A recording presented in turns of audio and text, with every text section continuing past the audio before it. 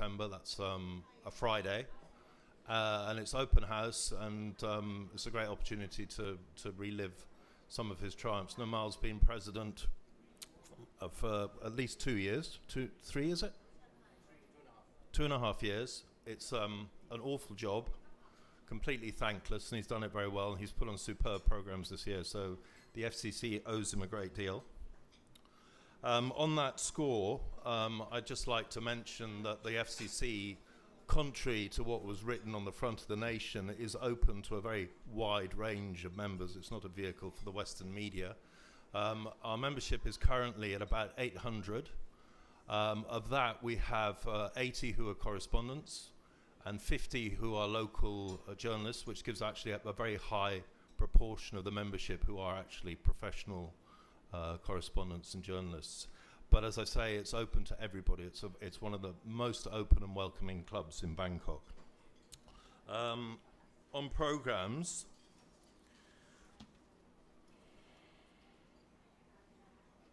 we have next week, on the 13th, the exotic life and mysterious disappearance of Jim Thompson, the Silk King of Thailand, who was the OSS officer who revived the silk industry in Thailand.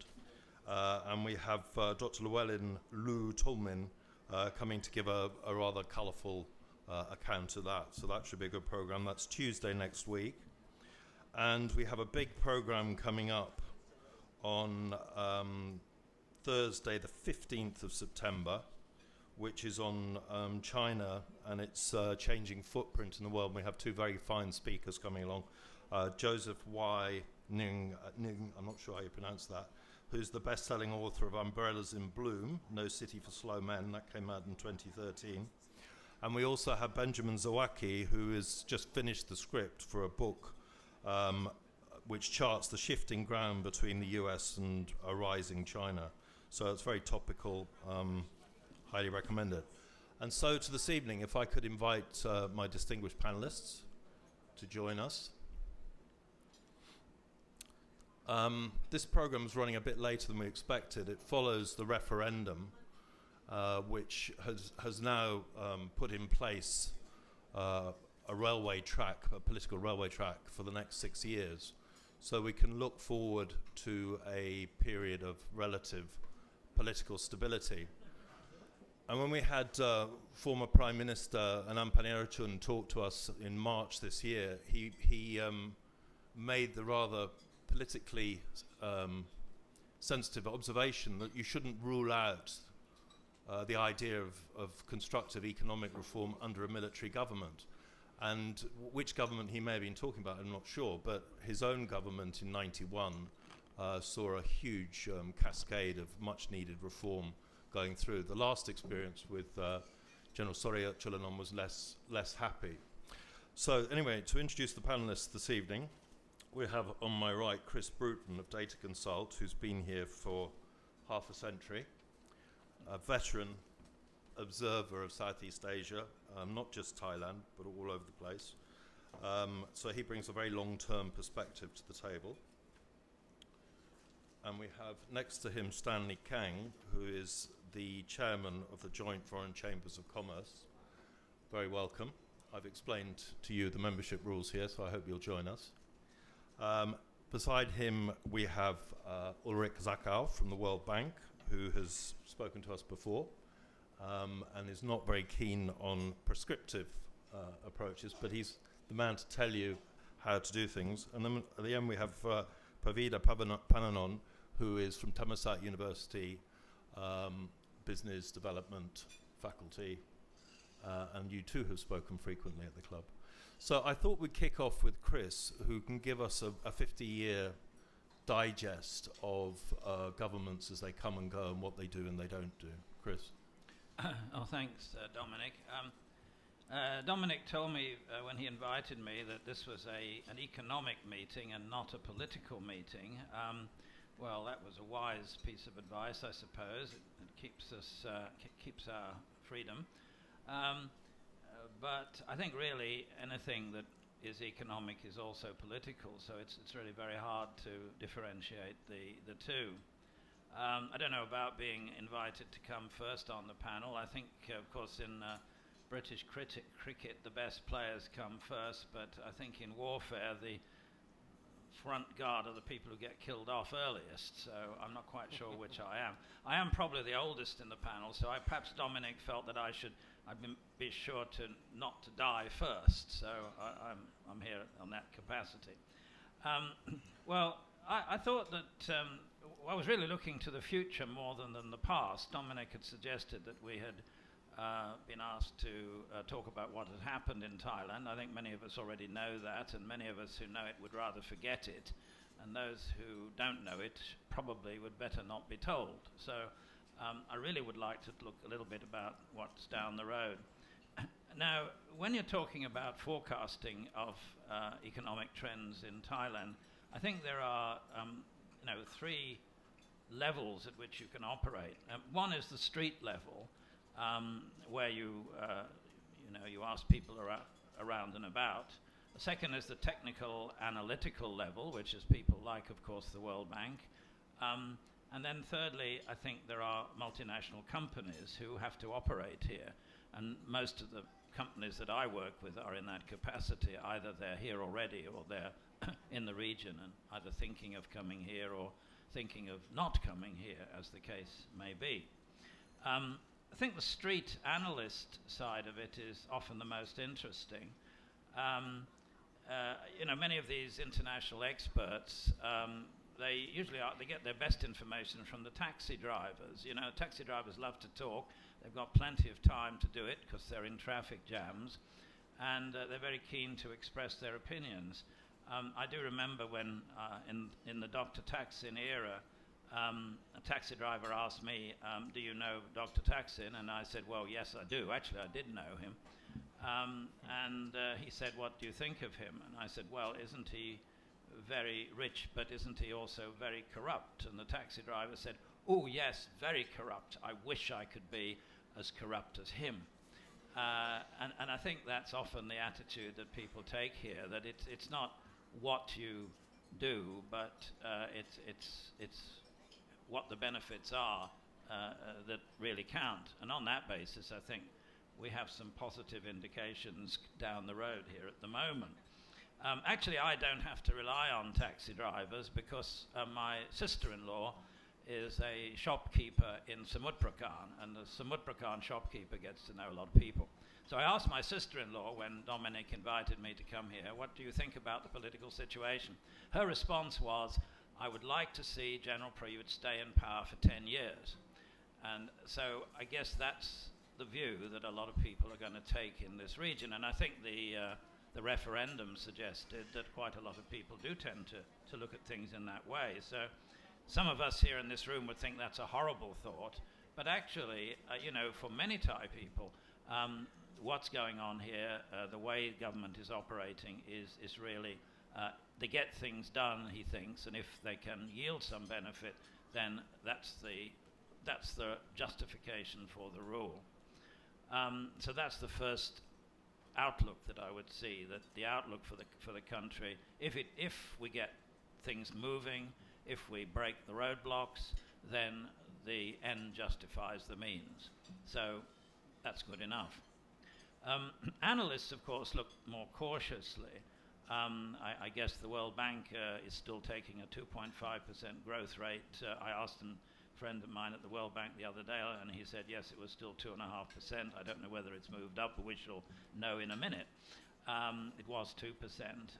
Our view is a better one. We think it's more like 3.3%, and probably averaging around about 3.5% through to 2021. So it's way, though, below ASEAN growth, which is likely to be more in about the 4.5% level this year and maybe 5 and 5.5% for the subsequent period. So we're doing okay, but we're not doing as well as our neighbours. I think the main risk factors that we see here are certainly the maintaining and justifying some kind of political popularity over the time.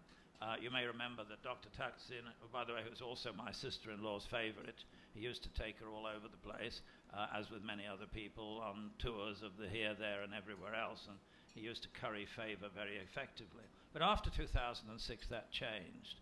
It really began to change when he decided not to pay tax on the gains from AIS, but then it got worse and worse. So if they can maintain the progress, if the government can do in the future what it could do in the early stages, then they have a fair chance of making out for quite a while. If, of course, nobody else can get into the position of power, which they obviously can help to arrange. So I think that's the first issue as to our outlook, as to whether we can maintain a fairly decent period of prosperity for the country.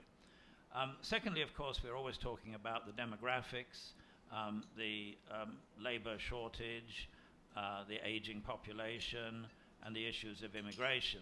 If Thailand could relax more on that, I think they have a better chance to move forward than if otherwise. Education, of course, is a major problem. It's the education of the past which develops the labor force of the present, and that hasn't been very good. I have to apologize to any university teachers here, but you know, they haven't done such a great job in the past. Maybe it will happen better in the future, but the results of that will be way down the road. If education is going to improve, the only effective results will come much later on, and many multinationals are very much concerned about that. And we're not only talking about academic education, we're talking particularly about vocational education, which is where operatives stem from.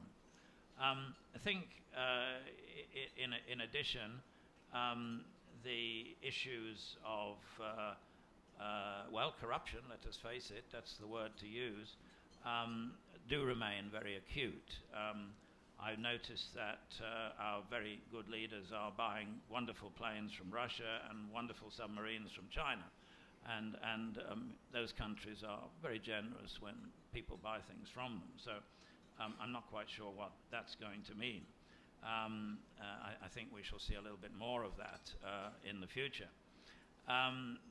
The regional and world economic situation doesn't really favor export-oriented countries. And I think that is a problem that Thailand is going to face. However good we may be at what we do, there aren't people there to buy. And we have to see economic recovery in the region. We have to see economic recovery in the world.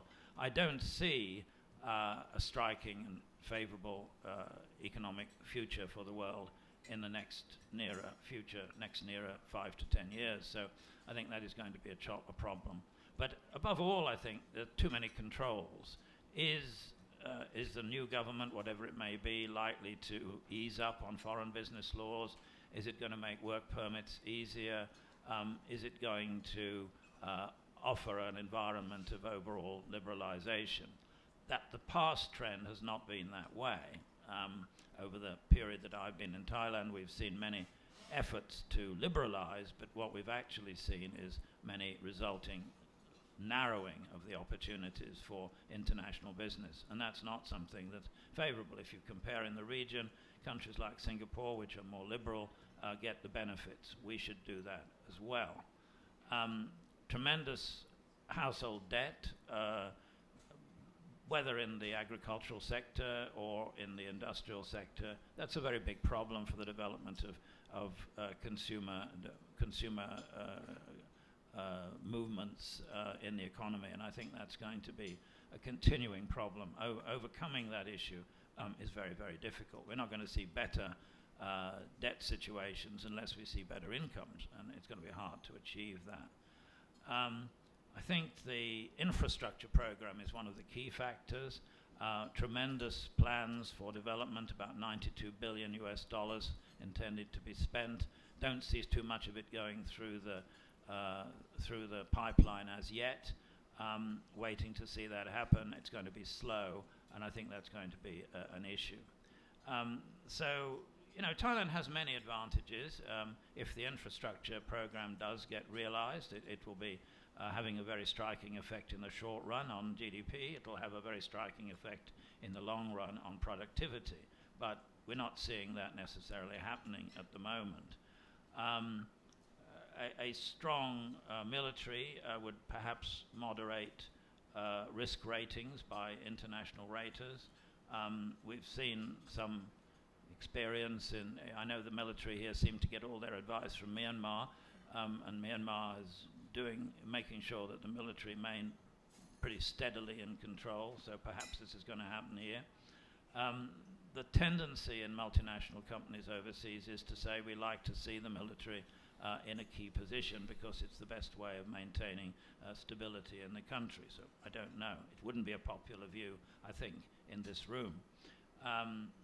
We do need to see a strong manufacturing and agricultural base. And we do need to see exports which will meet the demands of the world, and we're not really necessarily seeing that happening at the moment. I think the good signs of Thailand at the moment are that we do have a relatively stable exchange rate. It's strengthened a bit, but it's not too spectacularly. We don't think it's going to move very much over in the near future. We're seeing fairly strong foreign exchange reserves, around about 35 to 40% of GDP, which is a good level. It's fairly steady current account level of 2 to 3% of GDP, which is favorable also. I think the biggest strength of all, which is the thing that the multinational companies who look at the Thai economy see as an advantage, is the position of Thailand as a hub of the Mekong region. We are looking around across our borders for the area where the big developments are taking place. The strong growth rates are, of course, a function of relatively low base rates. Just because these other countries are having 4 or 5 or even 8% growth rates doesn't mean that it's so much better than Thailand, because, of course, they're starting from a very low base. But it gives an enormous benefit for Thailand's role, because the multinational companies want to get in there, and they don't particularly want to live there. So they can come here, base themselves here, and do a lot of things in the region, which I think is very favorable. The rivalries between the US and China, Japan, in terms of involvement in the Mekong region, I think will also be a very favorable factor for Thailand, because you'll be able to work off the best advantage of each of them. Now, the third source, I mentioned there were 3 sources of information about the economic outlook, first being grassroots, second being analysts. The third one, I think, is the multinational companies. We actually work with, our group in the region work with actually 2,700 companies, but 2,000 of those companies are all in India. We have 700 left in the rest of the region. And they do have a pretty positive view about Thailand. I mean, sometimes positive to the extent that I find a little bit incredible. But positive views are the forerunner of positive action. So I think that is very favorable. I keep being told that I'm too pessimistic about Thailand because the multinational companies in Singapore, Hong Kong, and so on, they think the place is pretty good. I don't know what they get up to when they visit Thailand, but they certainly seem to like to keep coming back. Yeah, you know what is going on. So there's great enthusiasm for Thailand. I think this enthusiasm will prevail at least until 2017 and the election. The military influence will prevail. But of course, there's great uncertainty about what will happen after that. And will we have return to ineffective government? Will we have problems, people committing suicide in jail and all those strange things that seem to go on? I mean, what's going to happen here? This is an uncertain factor which they have to take account of. But generally speaking, I think we're starting off on a very favorable note in the region, which I find surprising. But let's face it, and let's welcome it. But the hub feature, I think, is the real key. It is the biggest attraction for companies that are coming into Thailand. All the things about human rights, about assassinations, about jailing of agitators and so on. It doesn't really matter to multinational companies. What they want to see is the bottom line, an effective business environment. And they think this is going to be offered here, so that's not too, All right, too Chris. bad. So that's it, really. I think the conclusion I would make would be that Thailand's a bit like a school term report, you know? The child's behavior leaves something to be desired, capable but could do better, should work harder, and then would get and play less. And I think that is really the outlook that I would conclude. Great, thanks a lot. So if we can move on from there to Stanley Kang, who represents as the chairman of the Joint Foreign Chambers of Commerce, and give us a good idea of what you do and what your members are looking for in the next 5 or 6 years. Thank you very much, Dominic, for your invitation. I think Chris has just pointed out a lot of things happening in Thailand, and I would like to just show that what we have been done in the last 2 years and what will we seeing the next 5 or 10 years, our planning there. So I think that I will go through the very short presentation, and you can see that Joint Foreign Chamber of Commerce, we are one of the largest private sector in Thailand, and we're combining with 33 global membership from different nation chamber of commerce there, and our work there. You can go very fast, and we are the private sector. We do to promote the trade and foreign investment, to encourage the skill and development, and to transfer with the overall aim of the contribution of the economic. And we work with the real Thai government and various government agency. I think that's our cooperation. We got to have the job there to do with them. And then we advise and recommend to the foreign government. And that's what we have been done with a lot of different agencies, Thai government, and with all the embassy, and with all the Thai private sector. And plus, next to me, the World Bank, they give a lot of support. And also with the UN, we also work a lot of projects with them. And plus with the IOD, and with the TDI, and Thai Management Association. I missed one, will be the ADB. ADB give a lot of support on the anti-corruption support there. And last 2 years, we are very luckily, we have very close our submission to the Prime Minister in the 2014 and 2015. By this submission that every month, and we have different teams working dialogue with different ministers to talk about all whatever we think. At least in the last 2 years, we have very clearly voiced out the idea that what we're going to do. So you can see that what we have been talk and had the communication, the dialogue with the Thai government. And by the Thai private sector, we are working very closely too. We believe that today ASEAN comes out, we are not just looking at the export oriented. We also looking at this regional market. How can we expand the business in the regional market? So that's how we work it up with a lot of activity there. And with the Thai government agency, and also this afternoon, we just have a meeting with NACC. And we believe that to take out a lot of corruption issue will be much more better condition for all of us that have the doing business in Thailand. And our recommendation. And first, of course, we want to see the stability in Thailand. And because if the regional is not stable, and the business will not be grow. And currently, the whole world have a lot of things happen. And we hope from now to the next 5 or 10 years, we can see the stability in Thailand. And whenever we told the public sector, we say this is very important. Now, you stable, we'll be here. Of course, in the past 10 years, even there is a lot of political turmoil in Thailand, but somehow the business sector with the politics, they don't go in the same way.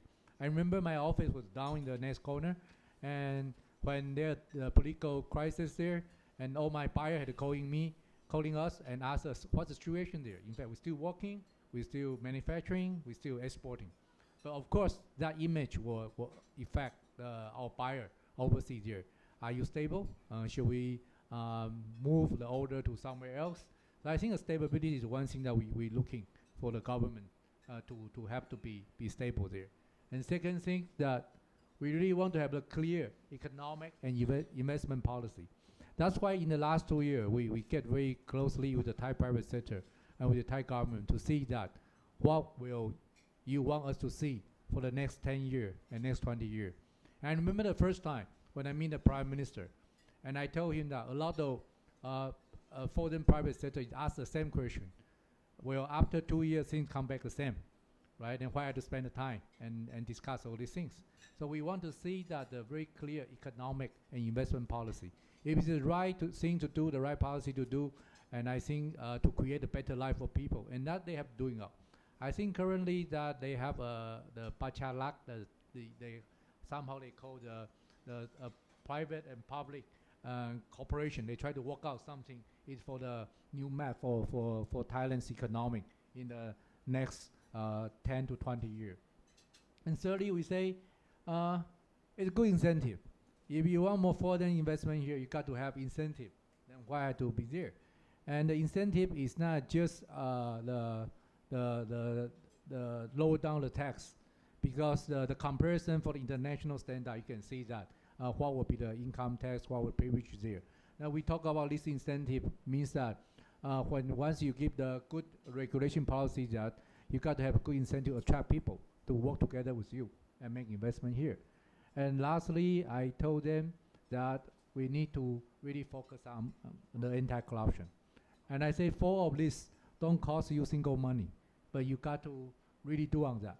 And I remember when about 3-4 months ago, the Prime Minister office, they invite us to the government house and really want to do the implementation of the ease of doing business condition for the World Bank. Right? They're really working on all those processes. And then we can see that when I talk to the Prime Minister, I think the things I'm worried, I don't want to say the wrong thing, but when I tell the thing I'm worried is about the implementation. And His Excellency, the Prime Minister, also told me same. He's thinking that Thailand's public sector problem right now is the implementation. So we hope to see that the better implementation on the next 1 or 2 years. And especially that how can we see more deregulation and redefinition of the law and a lot of conditions. Example, just now Chris had to talk about the working permit visa.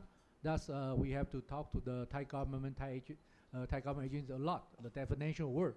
If we don't make some renew on the definition of work, it's very difficult for us to work it on the working permit and all the visa issue. And if you cannot getting more Thailand's people into Thailand, how can we support the economy to go up? Currently, we have a lot of migrants from the neighboring country. The unskilled labor is about 3 to 4 million people population move into Thailand. And I say if you can allow the 3 to 4 million people, unskilled people to move in here, why you don't find out a better way to invite another 500,000 of skillful talent and people to be here? They will really boost up the economy. So we are working up something like that. We hope to can see very soon in the future. And that's our view. We want to see that Thailand to be four nation. First will be the trading nation with openness. And every time when we talk to government, I say we want to see more open society. They always say that they're quite open. We think that you can be even more open. So I think the openness of the trading nation, they got to do it more. So right now, how they open up the border trade, if we can open up with the border trade and to make more trade with the neighboring country, plus with the region, and I think that the country will have much opportunity for the economic growth. And the second, we think Thailand has a very strong manufacturing base already. Then how we make sure the manufacturing nation with the innovation. Because Thailand, a neighboring country coming out to taking all those labor-intended business, and even they taking out labor-intended business, but I believe the new investment in the neighboring country is quite modernized. So Thailand had a good experience. That's why the neighboring country, they don't have it. So how you bring up more skillful neighbor and make sure that your manufacturer can move up to have more R&D, research and innovation, and that will be the added value there. And thirdly, we still thinking that the investment nation with security. So Thailand had been open much more longer than the neighboring country, but you will compared with the secureness with Singapore, are still some distance. So in the 1 year ago, when Thailand starting talking about the international headquarter privilege and also the international trading quarter center privilege, we hope that they can ensure the security on the investment. Then the nation can be getting more and more investment to come. And lastly, we believe that will be the tourist nation with the quality. So with tourism are still bringing one of the largest GDP for this country. And combining with the neighboring resources. And how can you really lead up, become the loop? And anyway, Thailand is a hub of the aviation too. And by the infrastructure, we also advise the country. The infrastructure is the public sector, you got to do it. And once we told them there's no investment on infrastructure, very difficult to find a foreign direct investment to come in. So that's one of the things that we are talking to them too. I think so far I will share all this information with you. And on the next part, if you have any question, I will very happy to answer anyone's question. Thank you very much. Right. Thank you very much, Stanley. Pavida, can you give us your view of the future? Is it working? This is our rickety old computer. This is its last outing. Hope it survives. Yeah. All right. I have 10 minutes, you said. Okay. More if you want. Good evening, everyone. When I announced this panel on my Facebook, sort of to help the FCCT advertise the event, one of my sarcastic friends told me that, oh dear, you got yourself into some really difficult panel.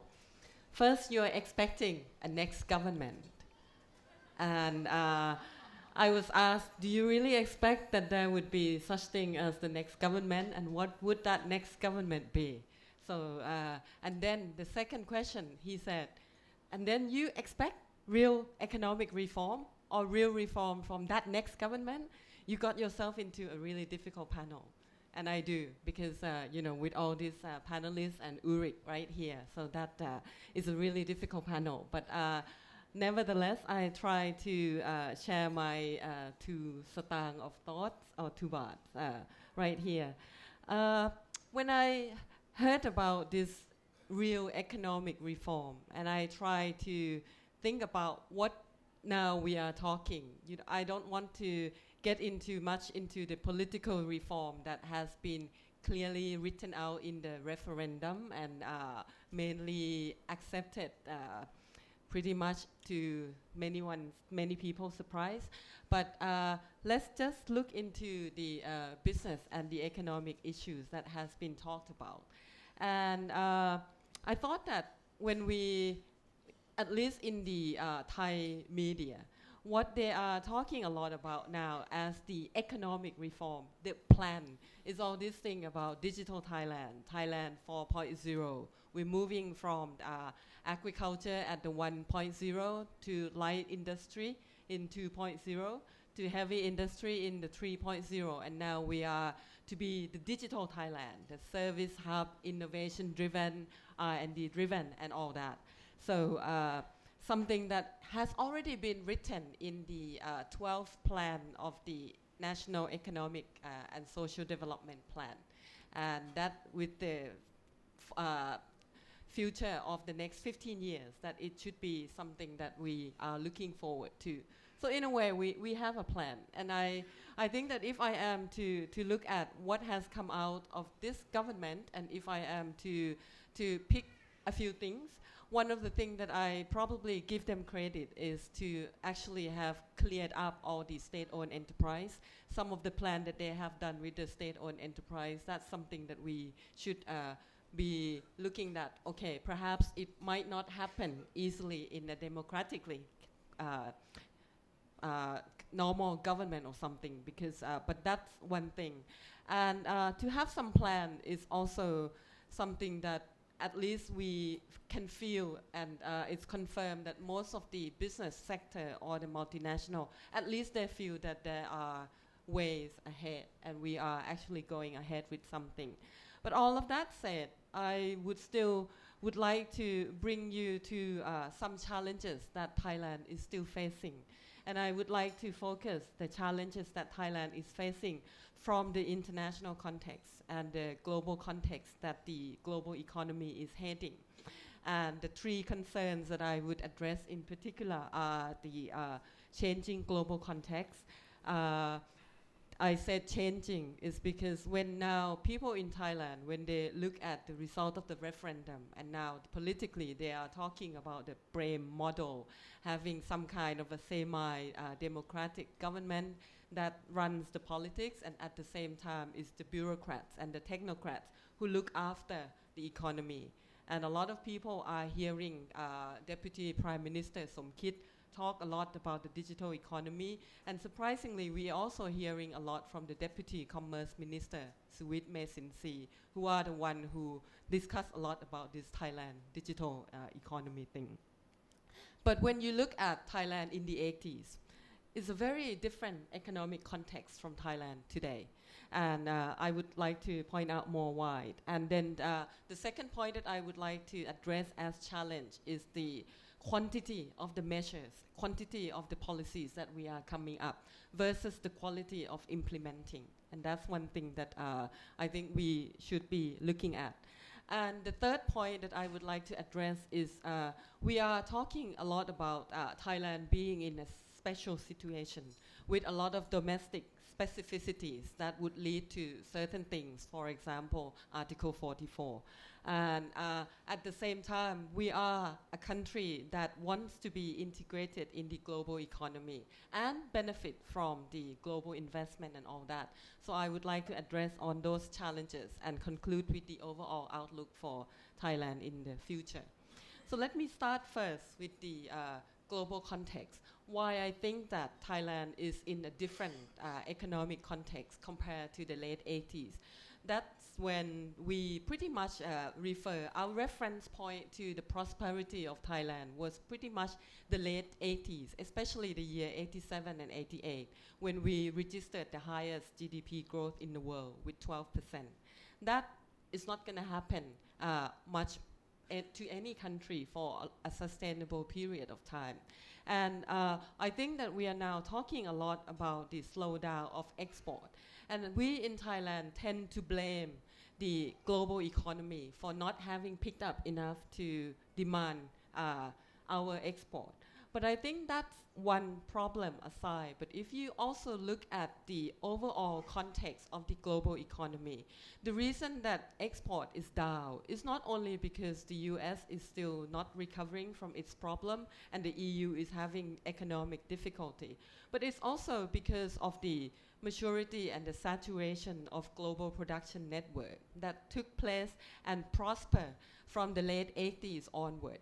And what I meant is that when in the 80s, that was the beginning of the period where countries started to follow the export-led policy, welcome inward foreign direct investment.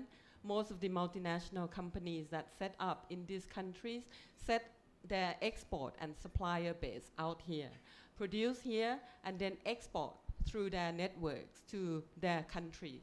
So that's when the export market was mainly concentrated by the EU, the US, and Japan.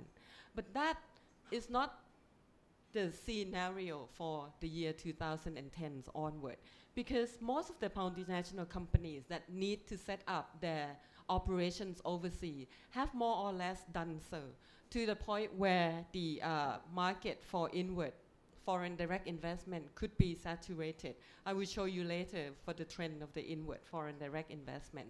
So with that as the kind of the main mechanism of the global economy, changing the context a little bit, I think that the policy of the Thai government to still be looking at the multinational-led inward FDI-led growth economic model and export-led model would not be the one that is capable of sustaining future growth.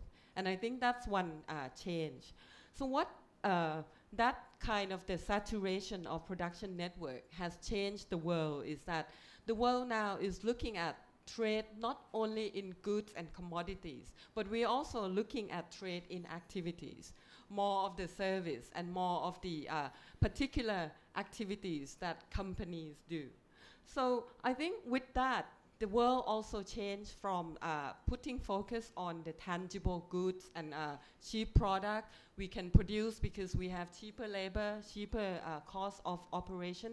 It's moving into something that is more knowledge intensive and more intangible. And if countries that don't catch up with that trend, it will be difficult. So with those kind of changes that is going on in the world, the implication for the economic agenda or the business agenda for a country would be who gets more value from all this global value chain. How do firms, how do countries benefit more from getting higher value? For example, Thailand is talking about moving into very high-tech industries such as the robotic industry or medical equipment industries. But when you look at the plan, we are giving incentive to welcome foreign enterprise to set up companies in Thailand and manufacture those things. What we should be looking at also is not just manufacturing, but capturing more of the R&D activities and trying to do more value-added activities. So my concern is that we should not just be focusing on the industry that seems high-tech and look trendy. We should be looking at how do we make agriculture, which is an industry that has been with Thailand for the long time, as Chris has mentioned. How do we make those into something that is also value-added? That's somewhat reflected in the plan, but I think it would be a key challenge for the whole reform agenda. And when you look at who gets more value, it gets trickled out. Is it the multinational enterprise who come and then get benefit from incentive and all that? How do we trigger those values to the domestic suppliers? Why do we have the largest automotive industry, but we only have selected Thai companies who can supply to the first tier? That's the kind of issue of the equality that we should be concerned.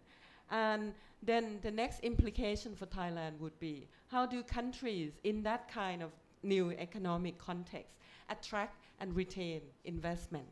And with that, I would like to show you this graph, which is the foreign direct investment inflows and outflows from the year 1980 to 2014. And I took this from UNCTAD. The blue line here represents the inward FDI, and the red line is the outward foreign direct investment from Thailand. What you can see from the inward FDI is that it actually fluctuates very much, and it reflects a lot of the external shocks. You can see the drop here in 1997, and the drop right here is after 2008, and that reflects the changing of the global economic environment. Whereas what we are also seeing as another engine of growth that has not yet been discussed as much is the outward foreign direct investment. That is investment from Thai firm that is now picking up pace and then also becoming more steady as an engine of growth. When you look at this and you ask yourself that if we are still looking at inviting foreign investment alone without trying to promote better quality domestic firms to go outside, then we are not really fully using the next engine of growth that we are seeing right here. And if you look at this, which I don't want to go into detail, just look at some of the red numbers. These are ranking of Thailand Competitiveness Index from the year 2006 to 2015. And the area that we should be concerned are all those things that are in red. And the first one, infrastructure. Although we are spending a lot in infrastructure, our ranking for infrastructure has dropped from 29 in the year 2006 to 48 in the latest release of the ranking. That is not so much because perhaps it has not taken into account all Prayut's public investment that is going on. But let's look at this. We are trying to be the digital Thailand and the digital economy. Let's look at technological readiness. We dropped from rank 44 out of 140 countries altogether, and now we are at about 65. Or if you look at innovation, we have dropped down from 35 to 67. So these numbers are pretty discerning if you are thinking that the next plan is to take Thailand now to the next level of the digital economy, the 4.0. It's not just coming up with good incentive and good policies. I think it's here where we have to be more concerned with the quality of policy implication. And we in Thailand are notorious for, having great plans laid out and the perfect plan, but then we might not be able to implement everything. Latest example being, we want to be the regional connectivity, connecting all the way from Dawai in Myanmar all the way to Vietnam. And we can't even connect the last kilometer from the Purple Line to the MRT. So let alone all the plan to connect the Eastern Economic Corridor and the East-West Economic Corridor. Let's just hope that we can connect this last 1 kilometer and use it the time that, can be less than I run or something like that. When I look at the plan that they are coming up with the bus plan from Tao Poon, which is the last stop of the Purple Line, to MRT, which is Bang Sue, and the bus would have to go like around because it's a one-way traffic, and then they say that it could take up to 20 minutes if no traffic, and if with traffic it could be 30 minutes. So I said that, okay, I run, my pace is not bad, but it's less than that. So I could run 1 kilometer faster than the bus would get from the Purple Line to the Bang Sue.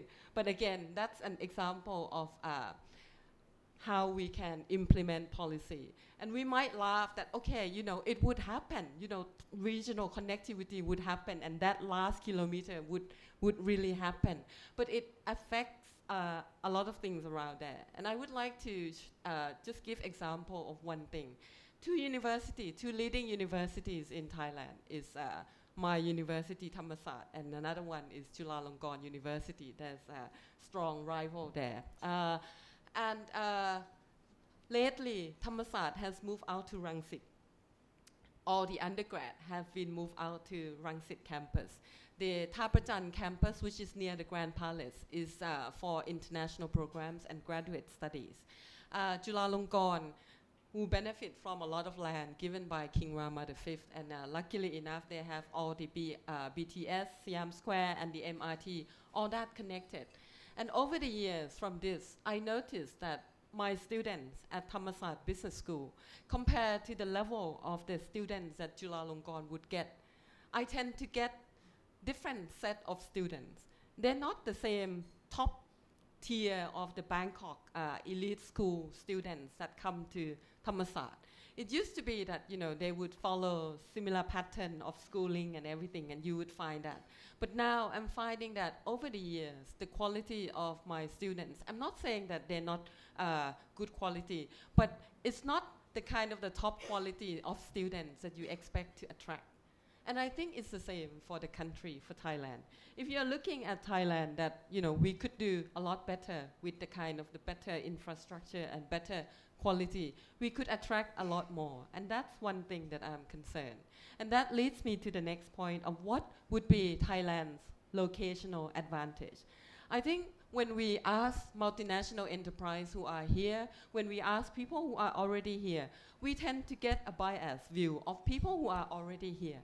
They want to see stability, they want to see a progress forward, and they are seeing that with the kind of the government that stops everything, protests and everything. So that's some kind of stability right there. But if you ask multinational companies what they want from investing in one country, they want that investment to benefit their business. And how can Thailand offer something that could benefit multinational enterprise business?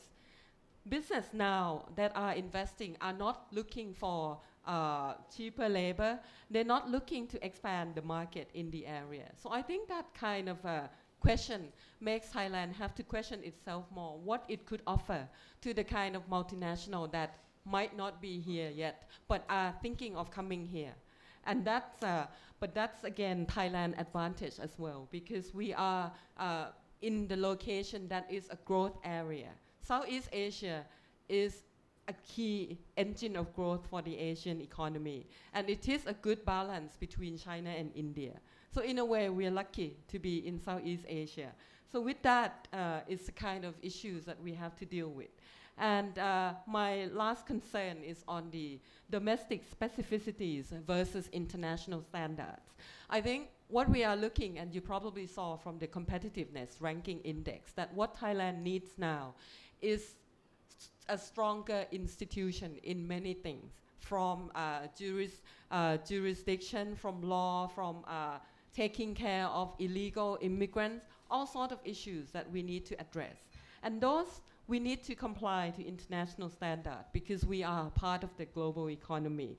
But do we have credible institutions? By credibility of institution, I mean, do we have legitimacy? Do our institutions have capabilities? And do they have integrity? We are saying that now we are having a period of a reform government who are more enlightened and more benevolent because they are the good people and they are here because they are working for the country. Well, legitimacy, they might say that, okay, legitimacy is international standard. We have our own legitimate here. And in a way, the referendum gives the current government some sort of legitimacy. Do we have capabilities? Do our bureaucrats have the capabilities that is required for the next 10 or 20 years? That is another concern, because I think that we have a lot of capable people, but many of them don't work for the government. And those who work for the government may not be the one with the best integrity of mind. But that's the issues that I think is still there. I think with that, I would like to conclude that the outlook for Thailand, I think it would be something that would not be spectacular growth that we are looking at. Our reform would be, again, muddling through all the reform, because I think we know what we need to do, but whether we are able to do that in a way that we try to minimize the opportunity cost that Thailand is facing from the rise of competitors within the region. And I think that would be the main concern for us. We know what to do, but whether we would be able to do it in time, because other people are also doing those necessary things to attract international interest and international investment. Thank you. Thank you very much.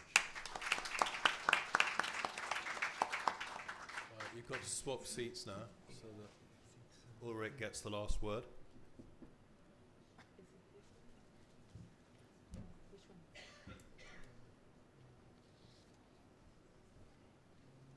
We checked, and it was the one on the.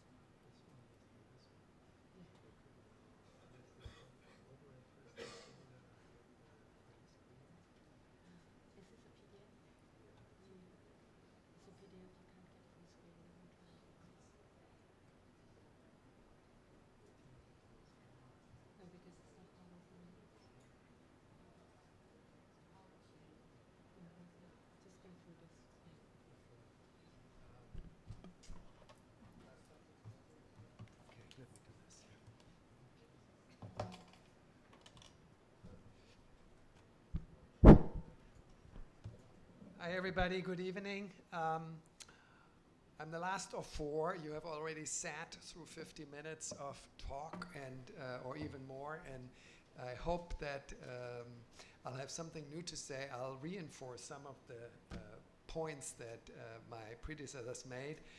First of all, also the thanks to the FCCT for inviting me, and to everybody else being on this panel, and to all of you for joining. So I would like to start with a little bit of what's the state of play in Thailand. How do I see it? How do we see it as the World Bank? Then talk a little bit about how we see what the government is currently doing, the current government, and then look ahead to key things that, in our view, will be important, key reforms that will be important. Now, I need to figure out how to actually move this thing from slide to slide. So the current state of play, and I'll go very quickly through some of the slides. Bottom line here is this shows a history of truly impressive growth and truly impressive reduction in poverty in the past.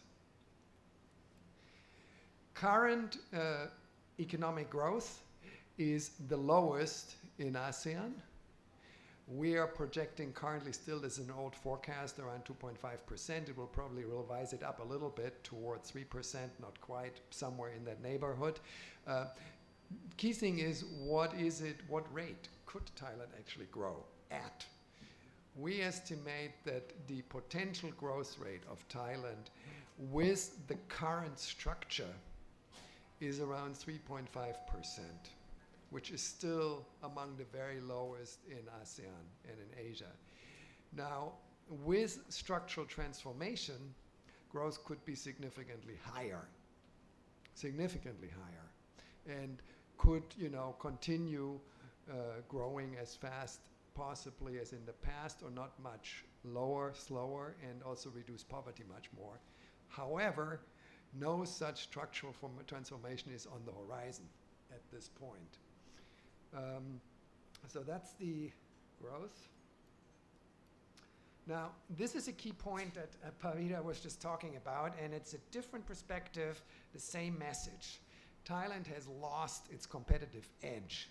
Now, what this is, I want to use the opportunity and make a plug for something that we call systematic country diagnostic. It's a report that we do to look at the economy and development opportunities for Thailand.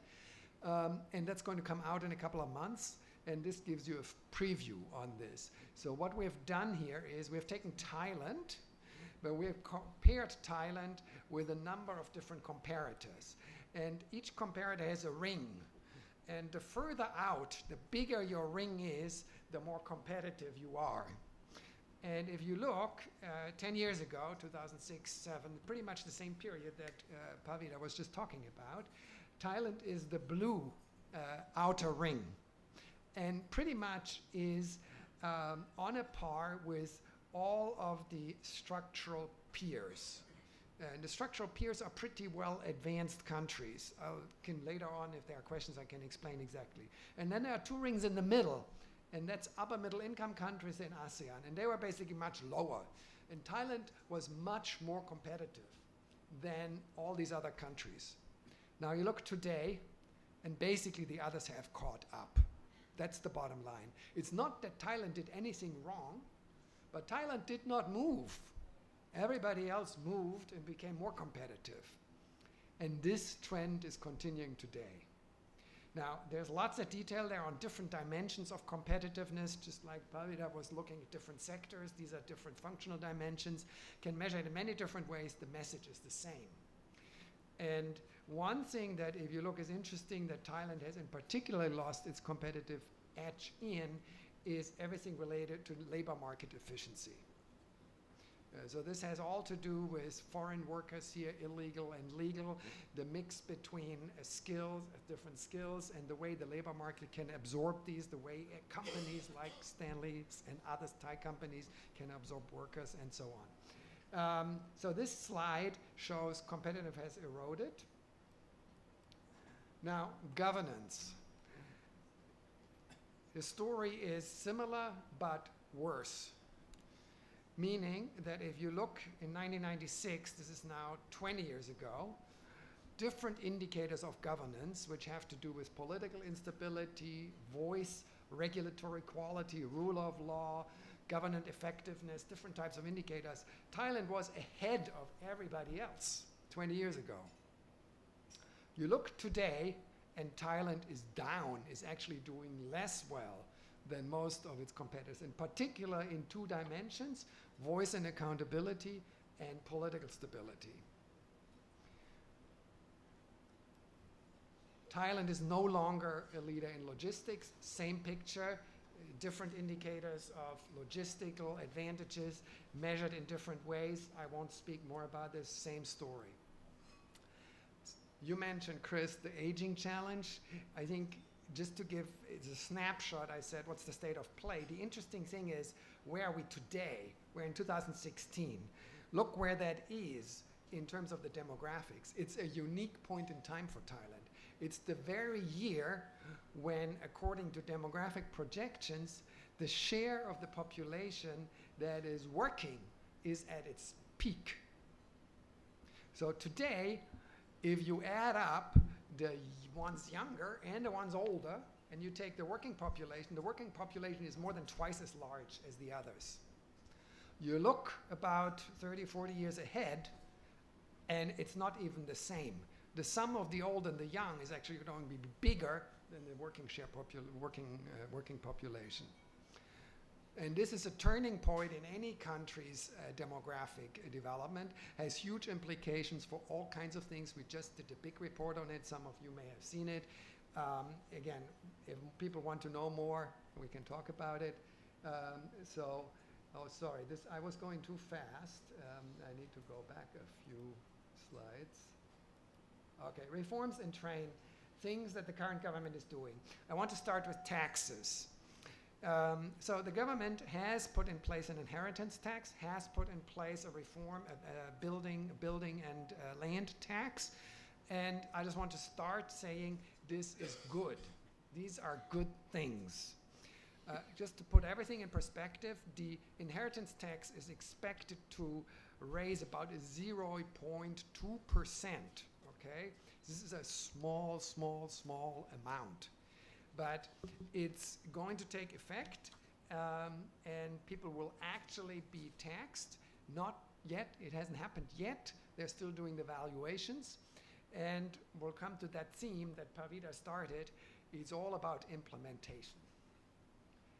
Good law, good idea. Now, let's get on with it and implement it. The property tax, I shouldn't call it property tax, building and land tax, okay, is much bigger. It's about 10 times the size, expected to generate about 64 billion baht, which is about 2% of total revenues. The other one is 0.2%. So these are good things, and in particular, if they get implemented well, they raise the revenues, but also because of the distributionary implications of the tax, in particular of the building and the land tax. Government is doing that. Now, next thing is infrastructure program. So the government is has in place this 60 billion baht, or billion, $60 billion, the program of infrastructure. And there's big plans, it's specified, it's being worked on, and the BTS lines, belong to it, various road connections, you also talked about those, various other plans. Again, in our view, this is all good that these plans exist, that they will be rolled out. There is a backlog of really important infrastructure investments that are urgently needed. They haven't been made. We do hope that these will be implemented. Also, there is an effort, and Stanley was talking about it, to crowd in private investment. You were talking about crowding in. You were talking about the importance also, not just crowding in, but also developing the outward foreign investment. There are incentives in place. There are these 8 super cluster sectors, including robotics, including biotech, and various modern high-tech industries. And I think there are incentives being put in place. Again, the question will be ultimately implementation. There is ideas in the digital economy about putting a fiber optic backbone across the whole country. Again, at this point, this is plans. The critical thing, again, will be implementation. All good programs, implementation. And you'll hear more about this theme in a second. So 3 reform priorities. Lots of things are priorities. The question is always, what do we single out? What do I single out? I would just like to mention 3 things. I would like to start with the second one, which is education. And education, there is I would say, the single most important reform. And this one is lacking, is missing in action. And it's been missing in action for a long time in Thailand. That's not that people haven't been talking about it. People have in fact been talking about it, and people have been discussing it, and many proposals have been put forward. And this government, like previous governments, is also talking about education reform and has begun developing some plans. However, at this point, as of right now, it hasn't happened yet. We in the World Bank, like others, have been supporting this, and we welcome all these efforts that are underway, including fundamental school reform, including efforts in vocational education that others have talked about. I just want to give you one important specific point here. Currently, Thailand has 31,000 schools. This is basic schools. I'm not talking about vocational schools. I'm talking about primary schools, you know, up to when kids are 15, 16. 31,000 schools. Many of these schools outside Bangkok are extremely small and cater to extremely few children and don't even have a single teacher for some classrooms because they don't have, there are so many schools and so many classrooms to fill, there are not enough teachers to actually staff these classrooms. A critical reform that is needed, and the government continues considering, is to simply have fewer schools that are larger. And if, for example, there is a plan, and we have been discussing this, to reduce the number of these schools from 31,000 to about 19,000. And if that is done, and these schools are bigger, in bigger classrooms, then the number of classrooms that are without a teacher can be reduced from about 110,000 to 13,000. So currently 110,000 classrooms don't have a teacher, not even a single one. But that number can be dropped to 10,000, 13,000 if the schools are bundled differently. Now, you might say, do parents want to send their children far away? No, they don't have to. Actually, sometimes the schools are so close together, and you can look at and we've done that in a lot of detail, at how far are the schools apart, and is it mountainous roads, or is it actually connection? How long does it take? And this can be achieved, and no child will have to travel more than 20 minutes. This is a doable reform, but it's to actually implement it very practically is tough. But this is one thing that can be done, and it will help a lot of children. 1.59 million kids who currently don't have a teacher in their classroom will then have a teacher in their classroom. That's just one example. Now, there are many more things you could talk about when you talk about education, including curricula and language training, programming, and so on, but I want to focus on that one point. Now, I want to go back to this one. I want to highlight this point on implementation. On these plans for infrastructure investment, they are great. They are really good. And they also target the right kind of investment. It's all about implementation. What does that mean? It means fundamentally, in our view, four things. First of all, there needs to be systematic, good quality, cost-benefit analysis. Secondly, there need to be detailed implementation plans with specifics of logistics flows, timing flows, schedules for public investments. They can be done professionally, or they cannot be done at all. But this is still lacking in some cases. Thirdly, they need to be publicly consulted and transparently advertised and transparently implemented so everybody knows what's going on. Not drawn up in some room by some expert committee and then decided.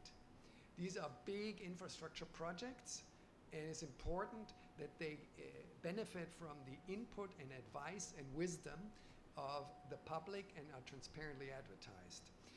Fourthly, in order to implement properly, it's important that the central and local governments, which basically finance these public sector investments, have multi-year budgets.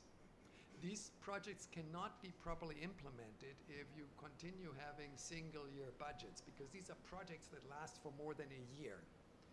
So these are four specific things that can be done.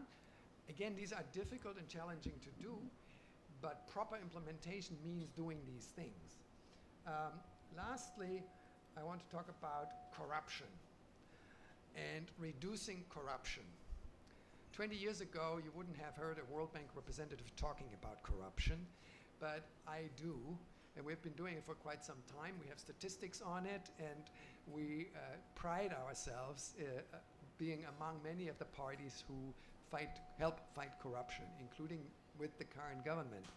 Now, the interesting thing that I want to add here is, how do we fight corruption? There has been actually a ton of emphasis by this current government on fighting corruption.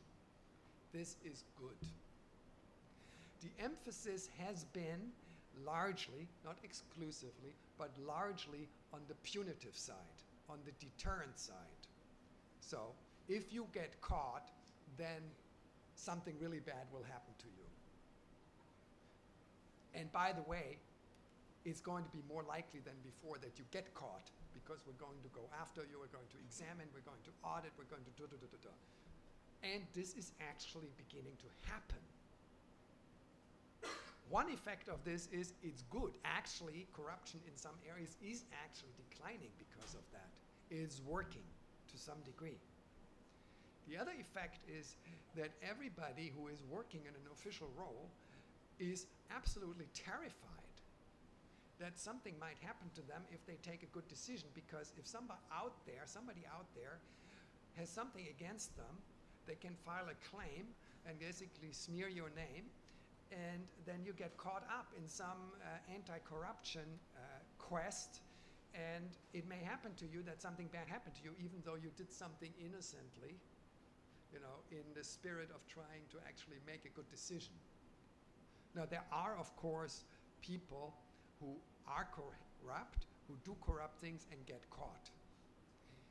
And not everybody who is that is, actually of good mind and has good intentions. So a lot of the people who do get caught are probably corrupt. I can't make a judgment in an individual case. But there is a side effect of this punitive approach, which is that has an effect of an intimidation effect on a lot of the other people throughout the administration. And it slows down implementation across the whole government. And this is a negative side effect of this punitive approach to fighting corruption. Now, we are all in favor, and I don't want to have any mistake made, the World Bank is also in favor of identifying, prosecuting, and punishing corruption. This is important. This is not wrong. What we're saying is that there are two other ways to also fight corruption. They're equally important, and it's important that more emphasis be put on them. One of them is incentives, meaning actually rewarding good, clean, and transparent behavior and decisions. This is currently not happening sufficiently. And the last one is transparency, actually publishing and a lot of the information and decision making long in advance, then being systematic, transparent with all parts of government business, from the finances and audits and accounts of institutions all across the government, all parts of the country that the government has a handle on. I think this is really important, because the shining light of transparency is the best way to actually prevent corruption. So what we're saying is keep doing what you're doing on the punitive side, on the in a disincentive side, but do more on the other side. And this goes together with deregulation. The government is planning a big deregulation drive. And some other countries have done this, the United States, Arab Emirates, the EU. It's working well. It can actually be done. There are at least 5,000 regulations that can be scrapped, completely scrapped. And I think this whole deregulation thing and doing this with transparency will be very important. And this is a case where government should do less rather than more. And I end with that and highlighting again these three things: education, implementation of infrastructure, and fighting corruption comprehensively, also through positive effects, positive incentives, through transparency, and through deregulation. Thanks. very much. Right, as usual, we have a microphone in the middle of the room. If you want to ask a question, identify yourself and keep it brief. He's just walked straight past the microphone.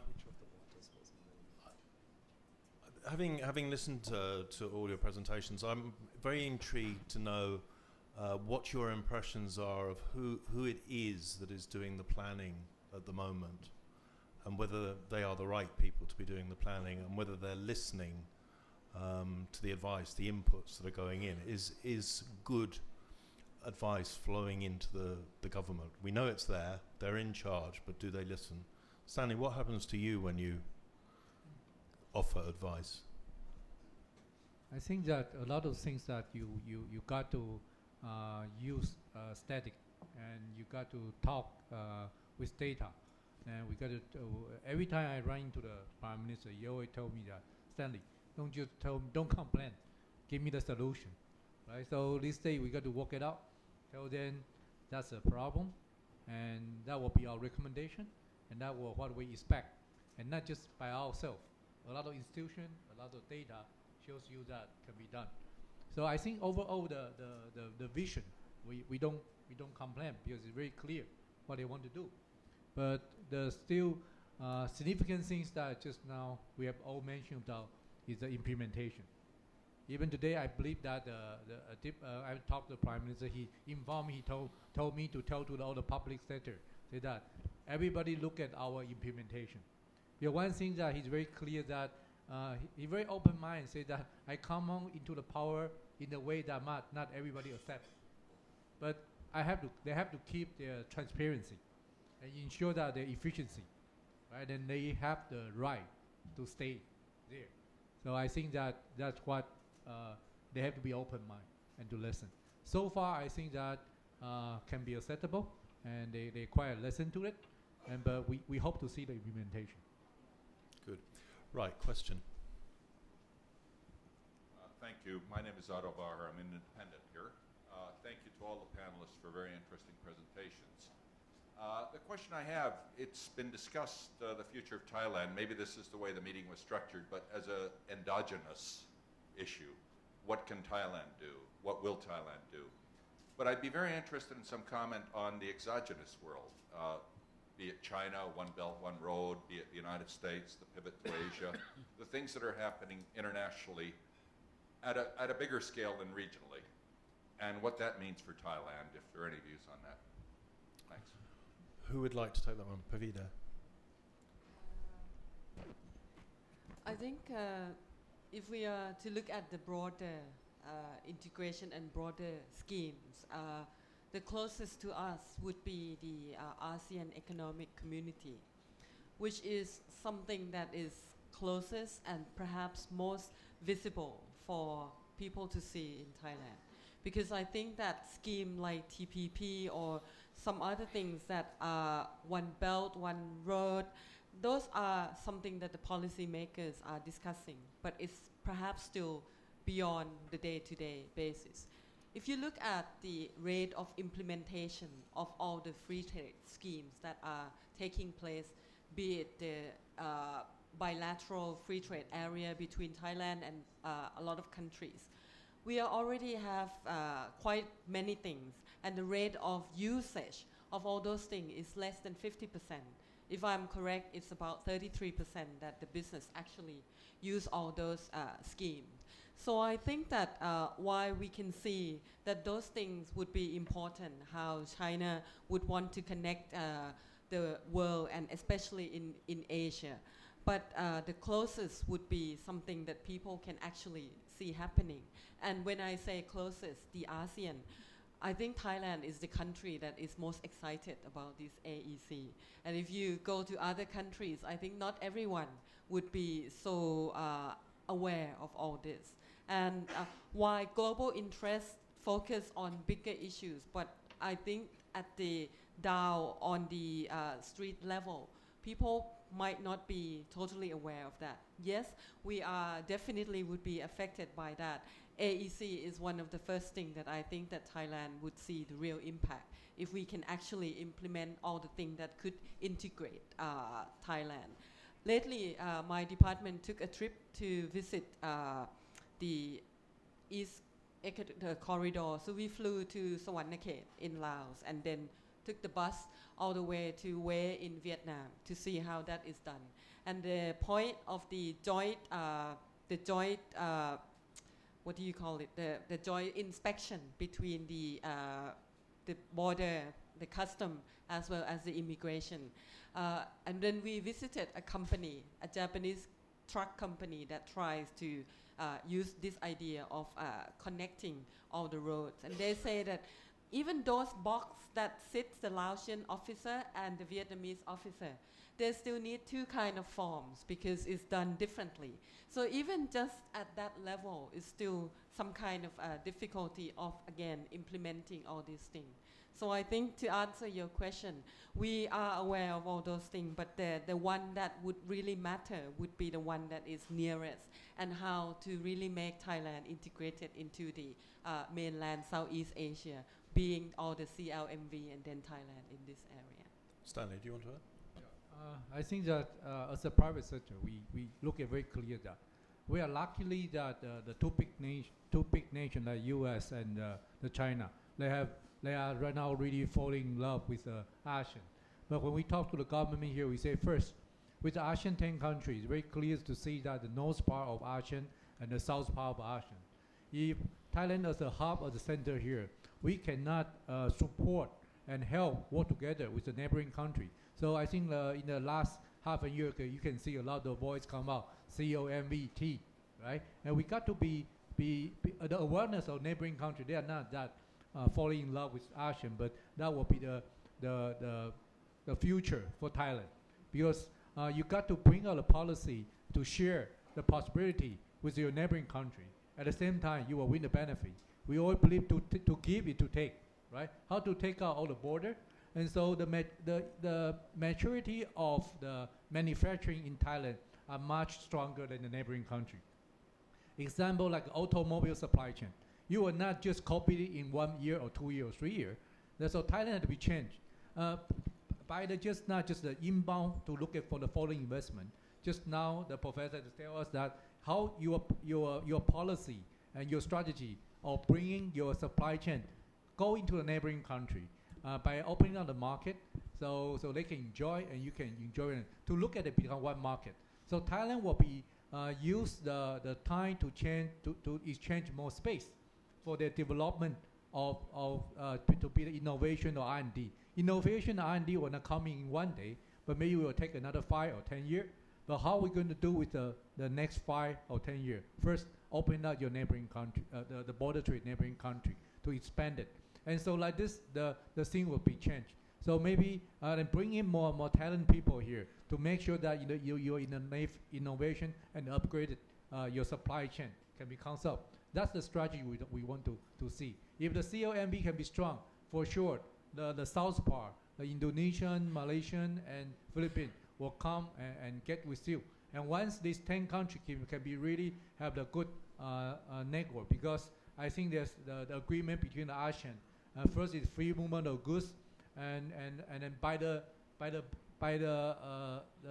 shipping is okay. But right now, the border trade that Thailand has, if you can more open, the truck can freely in and out, the logistically can be serviced better, and that will be generate another thing happen. Personally, I believe the underground border trade are still a big future, haven't moved up to the upper part. If they can really bring up to the underground, the government can receive more tax. The opportunity for private sector to be free trade between each other will be at least 10 times higher. And I think that will be supported for the next short-term, mid-term view of Thailand's economic, right? And then we can see that can we do the reform really successfully with implementation with the next 10 or 20 years. Then we can see the new Thailand there. Thank you very much. Good. Ulrich, do you want to follow? Yeah, you asked specifically about the importance of exogenous factors.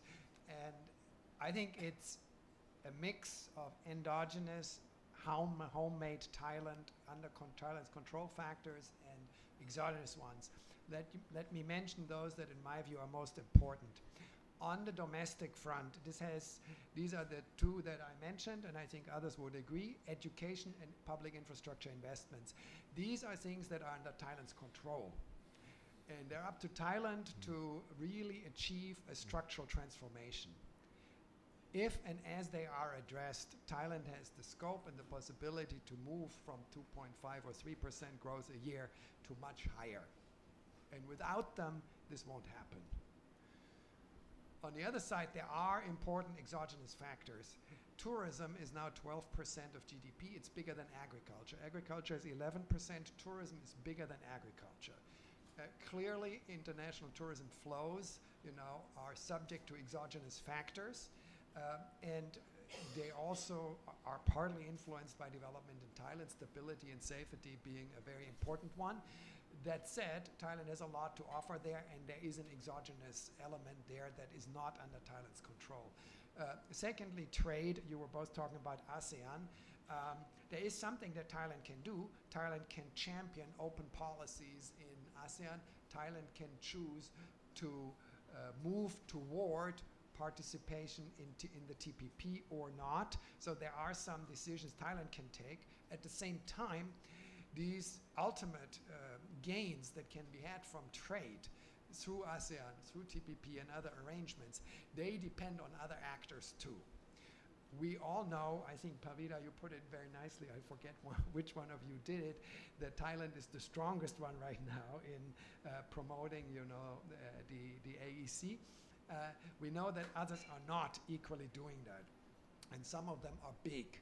And so as long as there are some strong, hesitating partners who are not as strong in promoting openness on services, for example, in services trade in ASEAN, it's very difficult to make that happen for Thailand alone. Doesn't mean Thailand shouldn't try to move it, but it's just being realistic that there are exogenous factors that are beyond Thailand's control. Right. Question? Yes, Nigel Davis from Mahidol University. I wanted to ask about AEC as well. So last year was really an extended drum roll of growing excitement ahead of implementation. We've heard very little about it, it seems to me, this year. And just following up Dr. Pavita's remarks a moment ago, is that because implementation is slow, that's Ulrich's theme, or is it because the potential gains from that integration are less than were expected? I suspect it's the former, the lack of implementation, but I welcome any views. I just wanted also to follow up, or to press Ulrich on the very intriguing point that you just reiterated and you made earlier, which was that if Thailand was to carry through its structural transformations, it could hope for a return to the much higher growth rates of the past. And that intrigued for two reasons. Firstly, Thailand is now an upper middle income country, and as a rule, as economies become wealthy, their growth rates tend to fall compared with the takeoff growth rates earlier. And secondly, we're now in an age, it seems internationally, of secular stagnation, where the global economic context is just less favorable to that. So I just want, it seems to me, despite those constraints, perhaps, you're still optimistic. I just wanted to understand that point better. Thank you. Right, well, we'll take the AEC question. ASEAN Economic Community, it's a slow burner. What do you think of that, Chris? You've one of the people that run around the region a great deal. Well, I think, first of all, that there was a great deal of optimism about AEC, and at the same time, a lot of people had a great deal of pessimism about AEC.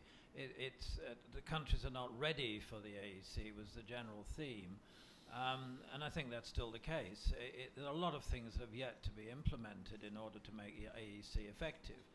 And I think we're learning a lot as well. Of course, what's happened in Europe, the Brexit situation there has shown us that you have to be very careful about when you go into things. Well, Thailand has chosen to go into Brexit, into AEC, and it's got to think a lot about, for example, freedom of movement of labour, which was one of the issues that has confronted the European community. So I think we've got to take our time with AEC. I think it's working reasonably effectively well, but those of us who get involved here in Thailand with work permits, immigration and so on, for people who come from AEC will know that it's just as difficult now as it was before AEC was a reality. So I think you've got to allow time in order to have these things take place. It's going to take an enormous amount of internal legislative reform. It's going to take an enormous amount of relationship building between the respective countries, as it's already been mentioned.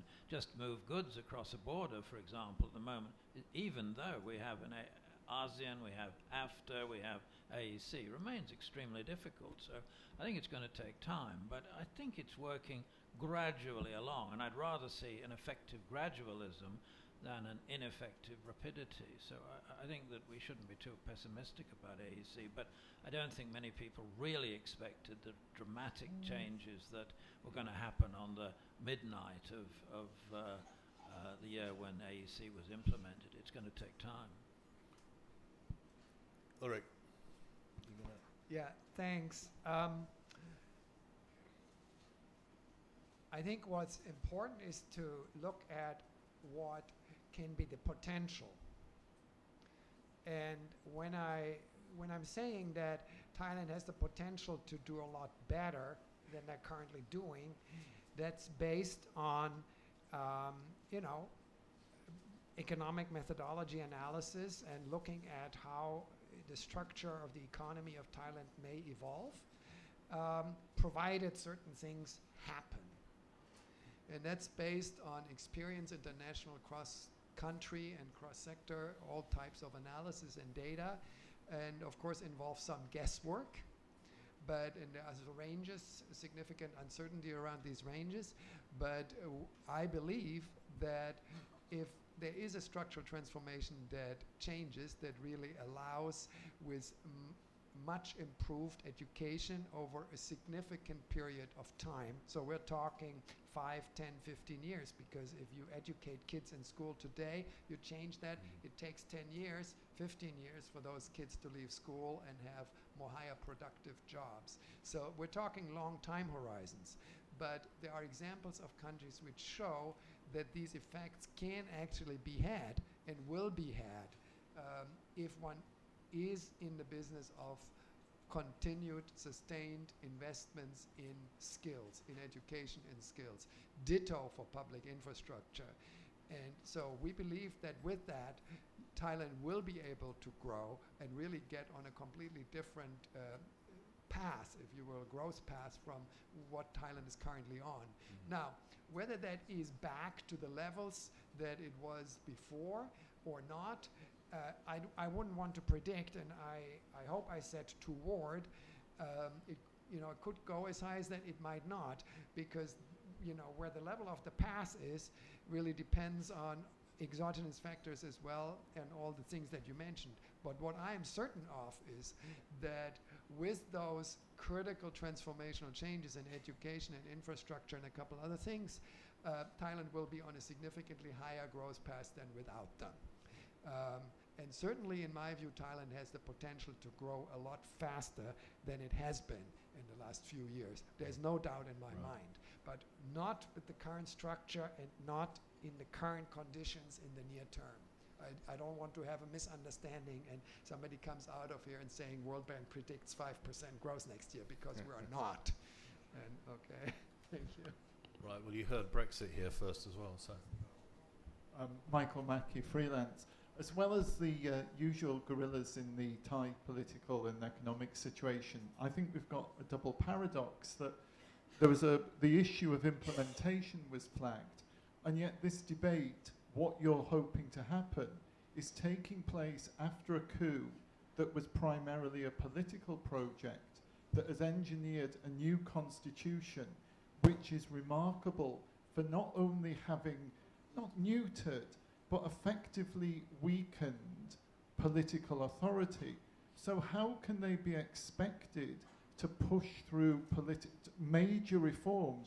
None of you are denying this, when they're weakening political authority and seem intent on weakening it even more if they go for the option of giving the Senate the power to appoint an unelected prime minister. It brings up the issue of legitimacy, as Ulrich commented. And that's one paradox that I'd like you all to dwell on, because it strikes me as being the key to this, because if you look at the attitudes within the government, you know, this was the government that is now talking Thailand 4.0, yet it wants a single gateway. And the other big one is the issue of infrastructure.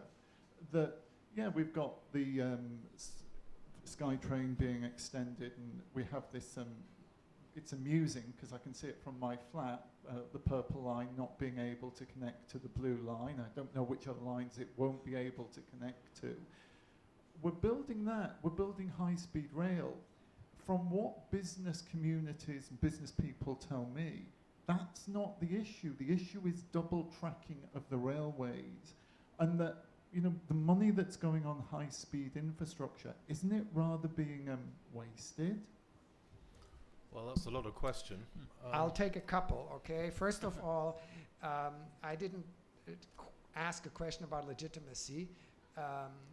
This is an economic panel, but I do just want to share on this whole question of the importance of political factors for economic welfare and the well-being of people, that there is overwhelming evidence around the world that the two are unrelated. We can get into that separately, but there's plenty of countries with very severe political problems, both in terms of the type of governance that they have, as well as the stability that they have, and they're doing economically fabulously well. And there's the opposite also the case.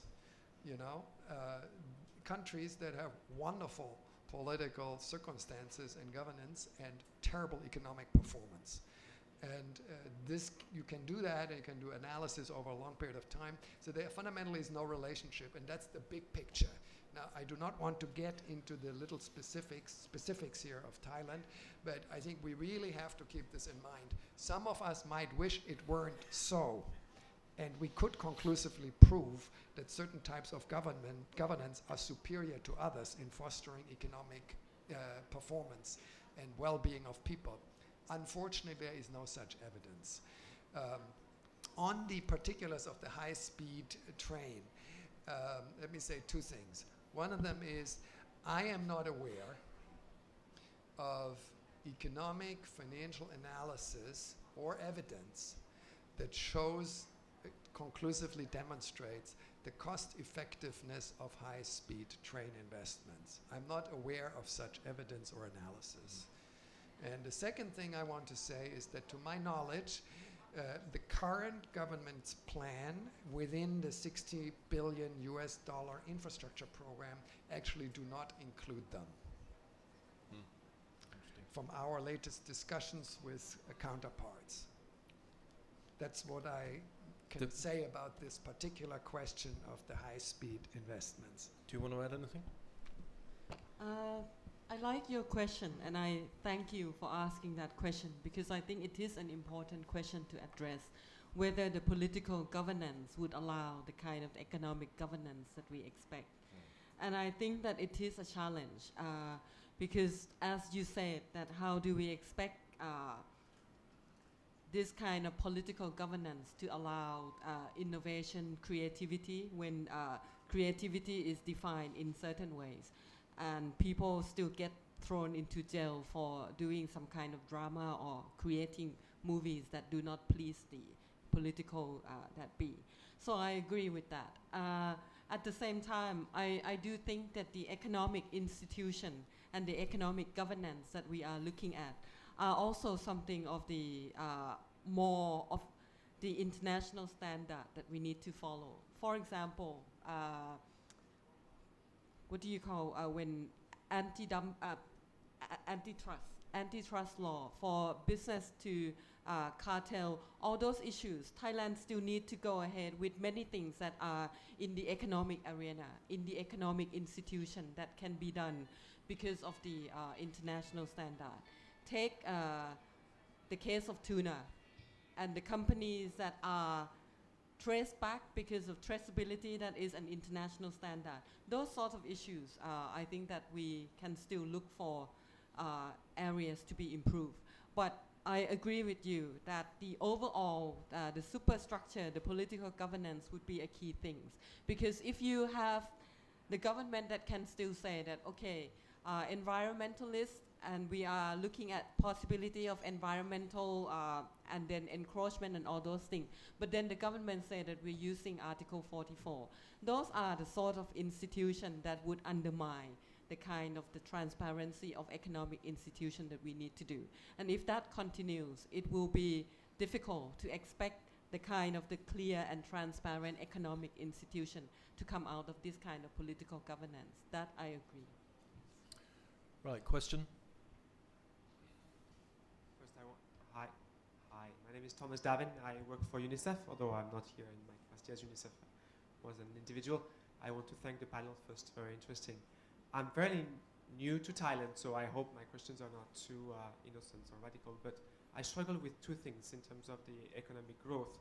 First, and one thing that really surprised me is that we haven't talked about demographics. It seems to me that demographics in terms of economic growth in Thailand is a big issue because I don't think that Thailand is producing enough babies to really look at a significant and sustainable growth.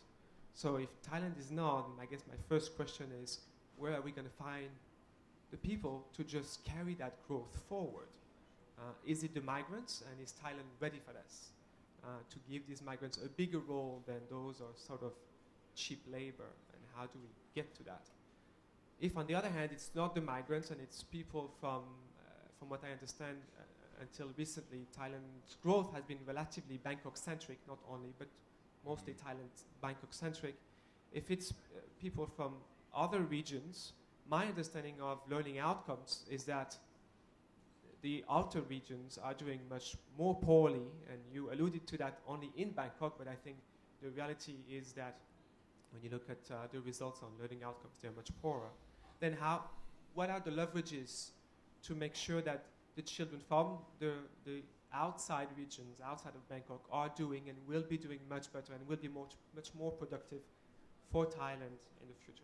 Thank you. Okay, we did touch the population demographic, but is there anything to add to that? The lack of babies, the bulge at the top? Yeah, a couple of things. I think first of all, this question of a lack of babies, I think that Thailand has gone for some time, will continue going through the demographic changes that most countries are going through. This is not unique to Thailand. It's also not something that can be reversed or should be reversed, if you will. The real issue is that Thailand has been going through this process faster than some other countries. There are a lot of statistics we can talk offline. We can share with you the documents that we produced. There's a big report we did on the implications of this. Because it's been going through this faster, it is important for Thailand to take policy measures and undertake reforms now that will help the people 30, 40 years from now when they are old, and there will not be that many dependents who they can rely on to basically pay their pensions. And this is the critical thing. And there are implications for pension systems, medical systems, schooling systems, all across the economy. And I think the government has begun looking at this. Again, the critical thing here is the development of a vision to deal with this, and the same has been true in other countries. By the way, same is true in China, same is true in Japan, same is true in some other countries in this region, and also, of course, in Europe. So this doesn't make the challenge less important, but I think it is one that can be tackled and is important to tackle, and is important to tackle quickly, beginning reforms quickly, because they take time. Reforming pension ages, for example, the retirement ages, at what age can people retire and get a retirement pension, is a critical question, and it's not an easy one in any society. There are questions that have to do with the financial market instruments and tools that people have to save. There are questions about social insurance and old age, all these types of things that need to be thought through and developed, and these are just a few. There are many more. So I don't think it's about asking Thais to have more babies. I think it's instead about having wise policies and reforms to help and support the society as it is changing, which in principle can be a welcome change. Does anybody want to say anything on decentralization, the D word? Just shortly on the decentralization, I think one main reason and a key way to decentralize development is also infrastructural development. If you look at business, now Thai business is looking outside and then try to identify second tier and third tier cities. And how do we get the second tier, third tier cities? Two things: how infrastructure reach those provinces. That's one way. If you have more rail connection and more better road and all that, that would allow better development for second tier cities. And another thing that the government is now trying to do is the key border area that could be sort of the second tier that opens up to trans-border trade that you said. So those could be possibilities. But again, Thailand is a country whose development has been too long centered in Bangkok. And that, I think, has been realized because of the political issues, the inequality of access and the inequality of education, and everything has resulted in more problems than we need to discuss here. And that is a key development agenda, to distribute equality. Yeah. Okay, 2 more questions, quickly, please. Max Iacono, retired from one of the UN agencies here. I think the answer about decentralization in part answers the question I wanted to ask, but actually, Dr. Pavida, you made a good point, interesting to me, that the production networks, there's saturation and they're mature, maybe not only in Thailand, but as a general trend. What are the implications of that in terms of the kinds of policies that are probably not just foreign direct investment or better business environment or pulling macro policy levers, but more perhaps decentralized business-to-business networking, partnership between communities and businesses that already exist, that are already here, to maybe not necessarily increase growth, but increase development. If you could talk to that, or maybe the World Bank as well. Thank you. Thank you. That question, I think I would like to just address very briefly that I think the key direction to capture more value for business activities is to allow the firms to increase the kind of activities that they do. So if they have been manufacturing labor intensive, today I had a class and we were talking about the vertical integration of jewelry industry. And Thailand, you might not know, is a key center for, how do you call when the diamond from the rock? Cutting. Diamond cutting. Polishing. Yeah. The diamond cutting center in Asia is actually Thailand is doing quite well. And big name companies, De Beers, Cartier, pass through Thailand because diamonds need to be cut here. And then I asked that company, do they try to do other things to become more, to capture more value? And they said that, well, if they can cut the diamond better, to make the diamond shine brighter or something, then they can get more price for that level of cutting. But rather than just being the diamond cutter for larger companies, why not try to make those companies to become the designer of the jewelry as well? So they already have the control of the diamond cutting, and to add that kind of value through the more knowledge intensive activities along the business.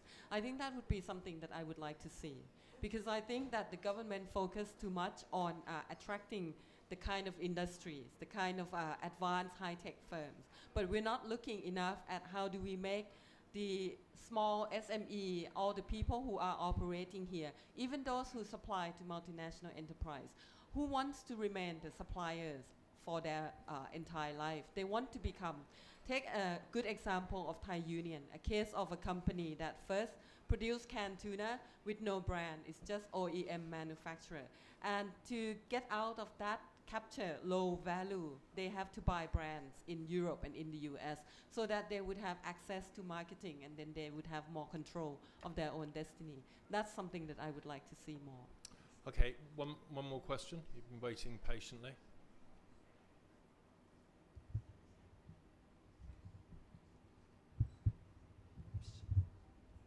My name is Buzz Singer. I was here, I think, about 15 months ago when Kun Ulrich and Kun Pavida were on a similar economic panel. And if I remember correctly from that wonderful presentation, you gave us long-term trends that had been happening to the economy in Thailand, such areas as education, competitiveness, and your point was that regardless of whether there were coups or Thaksin or democratic governments intact, these long-term trends seem to be pretty much intact.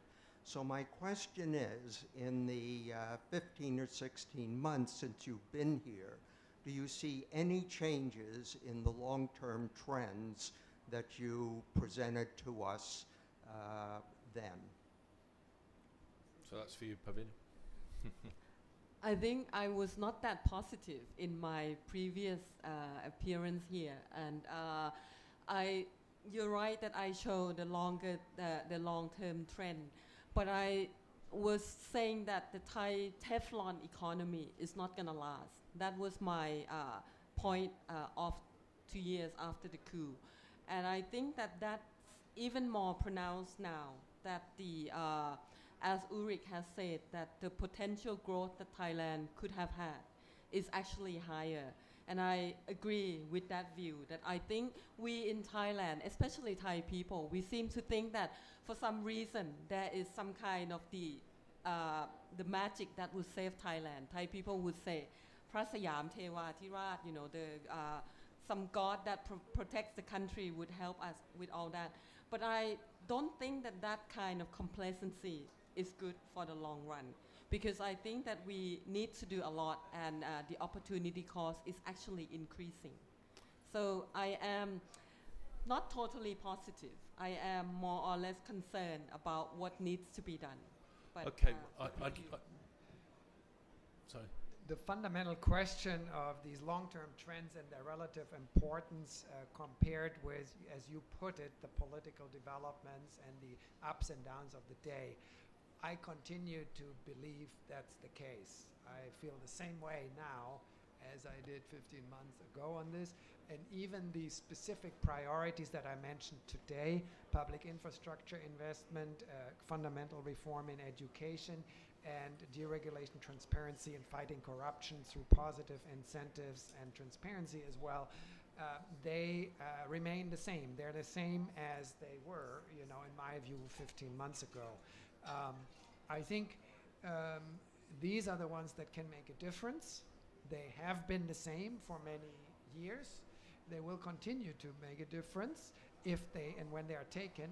In the meantime, other things are important by all means, and they may make a marginal difference in economic growth, including external factors and in trade and tourism and all these things, but they're not going to change fundamentally this gap that I mentioned and Pavida was just elaborating on between what Thailand is growing at and how many people are living how well, and what that could be if there were these types of fundamental reforms. And our wish as people who wish Thailand well is that Thailand will be able to get on that higher path through these types of measures and policies that we've been talking about. All right, the clock's ticking, and we're looking supposedly at a period of 5 years of stability, a government that can follow through on things, think a little bit further down the path, is not party political. I want to ask each one of you to tell me one thing that you believe absolutely must be done in the way of a reform in the next 5 years, because there's an opportunity for reform. Chris, what would you want to see done? I think the most important thing that I could envisage in Thailand is a reform of the education system, because if you don't have an educated population, if you don't have a forward-looking policy in education, you won't ever get anything else achieved. And so that's, to my mind, the thing that's most important. Also one of the most difficult things to achieve. Yeah. But without it, we're not going to be able to do the other things. Stanley? I think that I believe in the open society. Even we talk about education system, we have all the facilities there. We should open it up as a hub in Thailand, right? And you can bring all the different students from the neighboring country, bring the best teacher coming to here. We believe that the openness, right? So the reform is on the mindset. If they can really reform their mindset to be open, a lot of things that we see that can be changed and can be moving forward. Thank you. Pavita? I want to see bureaucratic reform. I want to see the government cut down on the number of bureaucrats. And I want to see them being paid better, because I think that that's one of the root of the problem of many things. And I want to see better quality of bureaucrats. And Ulrich's going to call for reform of the judiciary immediately.